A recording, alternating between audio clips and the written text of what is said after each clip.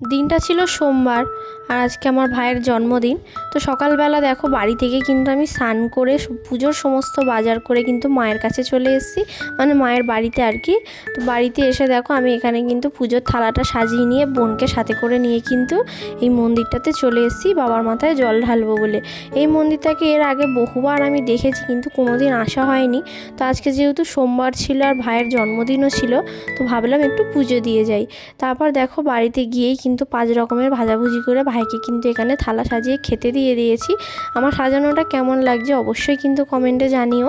আর সন্ধ্যেবেলা দেখো এখানে মা ভাইয়ের জন্য পায়েস করছে। কেক কাটার আগে একটু সবাই মিলে আমরা ওকে আশীর্বাদ করে নিলাম। তোমরাও আশীর্বাদ করো ও যেন খুব ভালো থাকে। আর দেখো ও কী কী গিফট পেয়েছে, এবারে ও কেক কাটবে।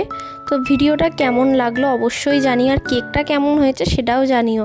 আর ভিডিওটা যদি ভালো লাগে একটা লাইক করে আমার চ্যানেলটা সাবস্ক্রাইব করে দিও। টাটা।